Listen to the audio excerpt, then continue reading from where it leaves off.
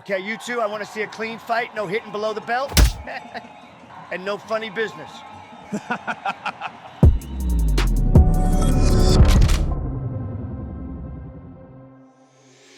What's up, guys? It's Benny. A wise man once said, an ugly peace is superior to a hot war, and that is being proven true right now throughout the Mideast, as tensions are absolutely out of control between Iran and Israel with no end in sight. This is what the skies over Tel Aviv looks like. There's like 3 million people who live in Tel Aviv, and now there are rockets raining down on skyscrapers. Israel, of course, started this battle by bombing Iran. And some people could argue that Iran started the battle by wanting nuclear weapons. And then other people could argue that Israel's existence is the reason why, blah, blah, blah, blah, blah. The point is that we call for peace for this exact reason. And that oftentimes it's not angels fighting demons, it's just, well, two demons fighting, to be quite honest. And we don't want to see innocent people killed, like right here, as ballistic missiles smash into skyscrapers. And people are dying, and we don't want it. Ladies and gentlemen, war is ugly. We don't want to see more of it visited upon, well, any nation, including our own, and especially our own movement. We won in 2024 because we had a coalition, an allyship of sorts that included guys like Elon Musk and people like Tucker Carlson joining forces with Donald Trump and creating a vast army of supporters that won all 7 swing states and delivered our country back and saved Western civilization, I would argue. And Tucker Carlson is in Washington, D.C., screaming at the top of his lungs because he sees that coalition going to tatters as President Trump is being dragged, potentially, into war with Iran. And I'm very sad to tell you that it seems like there are not only major cracks and fractions inside of the MAGA base, but that America may well be heading to war based on some brand new radar details that we've seen about troop movements. Goodness gracious, bad things are happening. Bring us back to the good times. Please don't break up the band. Tucker Carlson screaming from the top of his lungs to his millions upon millions of followers, this post alone doing nearly 13 million views, saying, who are the warmongers? They include anyone who's calling for Donald Trump to demand airstrikes and other direct U.S. military involvement in the war in Iran. On that list is Hannity, Levin, Murdoch, Ike Perlmutter, Miriam Adelson. These are big-time donors to Donald Trump. At some point, they'll have to answer for this, but you should know their names now. This is, of course, creating a punchback scenario where Donald Trump is hitting back against Tucker, saying he doesn't decide what America First means. America First is what I want it to mean. Donald Trump saying, I'm the one who developed America First, and considering the term wasn't used until I came along, I think I'm the one that decides what is America First and what's not. Saying he wants peace and he doesn't want Iran to have a nuke.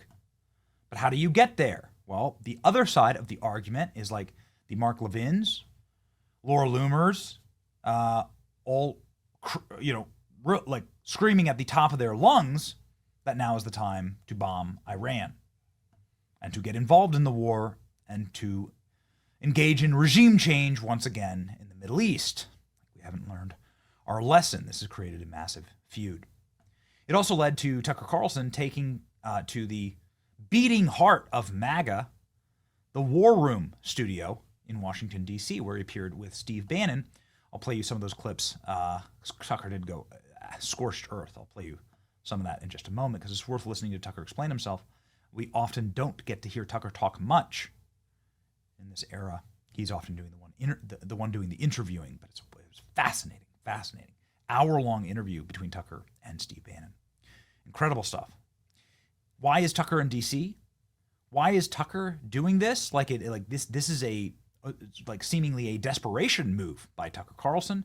He doesn't want to go to war with Trump or his cabinet, but he's doing it because Tucker senses that something horrible is about to happen.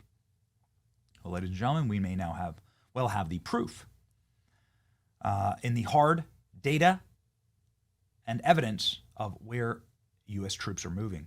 At least 25 air tankers en route to the Middle East have left the United States right now. Prepare for draft day. Check out some of these. This tells the tale. More are taking off every few minutes from all around the country. Here we go, I guess.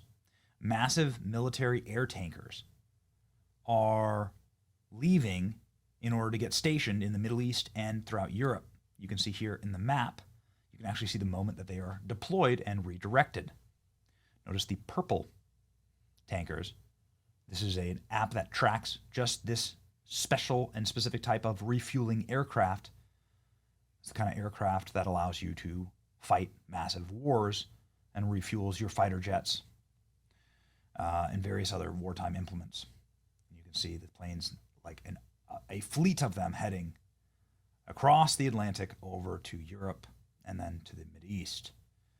This is the biggest sign yet that this war is not over, but is just getting started. According to U.S. defense officials who spoke to Reuters, large-scale deployment of 30 aerial refueling tankers with the U.S. Air Force last night, air bases in Europe. This is meant to allow President Trump options in handling the escalating war between Israel and Iran. Is something up? U.S. Air Force tankers heading towards Europe. There are a lot of them, a large number of U.S. aerial refueling tankers, essentially flying gas stations, took off. Whatever's coming, it doesn't look small. You don't launch this many tankers unless you're preparing to refuel a lot of jets midair. Massive UF airlift happening now. 20-plus Air Force aerial refueling tankers are crossing the Atlantic for Europe. You can see here on the flight path. 29 aerial refuelers cross the Atlantic from U.S. to Europe. I believe these are intended to be used in the Middle East. It's way too many to be used for an exercise. These are Boeing KC-46A Pegasus, and these are strata tankers. You can see here, of course, the visualization of the mobilization.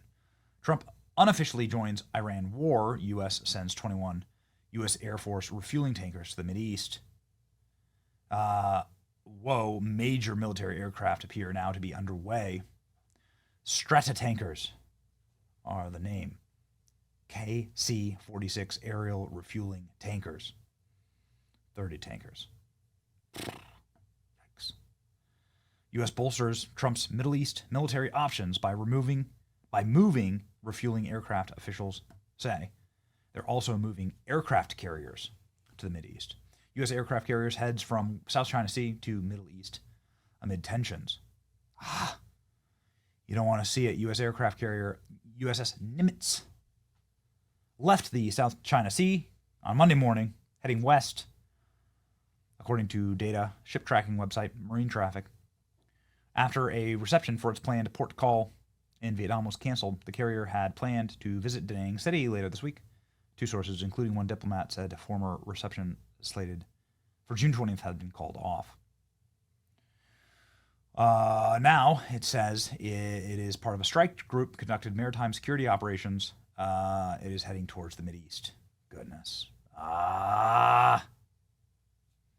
This is also something that is set to be decommissioned, this aircraft carrier, because it's out of date. The Nimitz is an older version of the aircraft carrier. Are they setting up some type of false flag here? You know, you got to ask yourself, the more assets that we have, the more planes we have in the sky, the more ships we have in the water, the more targets you put right there in this very unstable region, prone to false flags and lies and WMDs and everything like that. I mean, you're looking at more opportunities for things to immediately incinerate and atomize. A battered Iran signals it wants to de-escalate hostilities with Israel and negotiate. Please let that be the case here. Please let this be the case. Messages passed by Tehran through intermediaries seek to return to talks if the U.S. stays out of the fight. So hopefully this is just the art of the deal, all these troop movements, and it's just to just a show of force. This is something that it happens. It's normal. There's no deployment. There's no boots on the ground. It's just a show of force to say, hey, it's best for you to negotiate. Okay, hopefully that's it. Ladies and gentlemen, here's Tucker Carlson explaining on Steve Bannon's show what happens next if indeed there is a full-scale war, how President Trump may destroy his presidency and legacy. Here we go. All I know is that it's not just Fox News. It's the American media generally. It's government institutions. It's this city. It's the people I used to live next to on Chambridge Road Northwest in D.C. They are deadly serious on the subject of projection of force abroad. That is the one. They have no sense of humor about it at all. They'll lecture you all day about the gays and the black people and, in this house, we believe in science. They don't give a shit about science or black people or gays or transgender. What they care about is the projection of force against their enemies on the other side of the globe. That's why the Pentagon has $1 trillion budget when the country is protected by the Atlantic and the Pacific. Right. And what President is Trump's that? strategy is a hemispheric defense. What then are the steps that you're recommending? If the program is we must take down the deep state, or at least make some effort at it, what would be your recommendation? You've got to the get president? CIA under control. And how would you do that? By adding the number of political appointees. I think CIA has, it's a federal agency whose budget we don't know, of course. And it's not just a federal if the president, agency. and I say this in all seriousness, a special government employee where you still had your podcast, you still had the Tucker Carlson network, would you go assist the president like Elon did with Doge? Would you go assist him to say, hey, give me 120 days.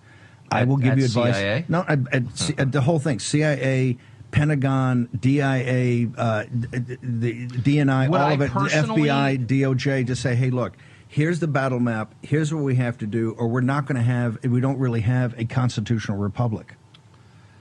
I mean, I'm unable to organize a sock drawer, so I don't think that I have the temperament. I don't think I have the skills for that. Do you have the insight to do that? If you had other people can organize it? I grew up around it. Yeah, I know. I know a lot about it. I think this has to happen. And I'm being very serious. I would be killed immediately, of course. I mean, you think you would be subject to assassination? I don't know. I think that would be perilous. I would do it. Look, I feel like what I'm doing now. I love Trump, and I mean that. Does Trump frustrate you? Oh, of course. I mean, you've certainly been through that. But my dogs frustrate me. My kids frustrate. I mean, you get frustrated when you deal with people you love. But my core feeling about Trump, and I think it's obvious in the way I talk about him. And I don't need any more money. I don't need anything from anybody. If I didn't like Trump, I'd just say so. I actually really love Trump. I think he's a deeply humane, kind person. And I am saying this because I'm really afraid that my country's going to be further weakened by this. I think we're going to see the end of American empire, obviously. Other nations would like to see that, and this is a perfect way to scuttle the USS America on the shoals of Iran. But it's also going to end, I believe, Trump's presidency and effectively end it. And so that's why I'm saying this. What do you mean by that? That's coming from you. Look, I knew Bush. I knew George W. Bush. We had, family connections to Bush. I knew Bush.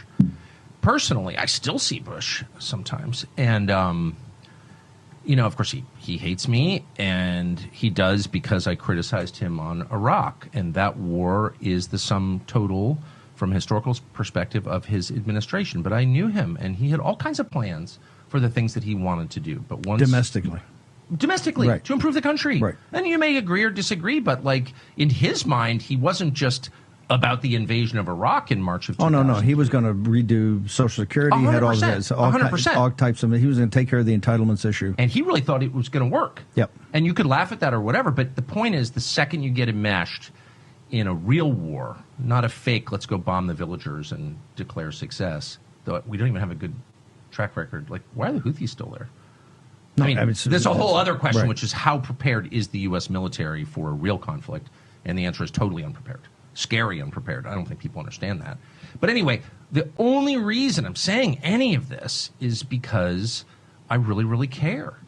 And it's been, what a disaster for me personally. I mean, it's like the last thing I wake up, got all these texts, well, I can't believe you're so evil, you hate this or that. I just want to restate, I don't hate anybody. And to the extent I do hate people, I try to repent of it. I don't want to hate anybody. I really don't. I just don't want my country to be further weakened or destroyed by another one of these wars. And boy, if you can't connect the dots after 25 years of this shit, you're either too dumb to participate in the conversation, or you're, like Mark Levin, just a liar who doesn't care.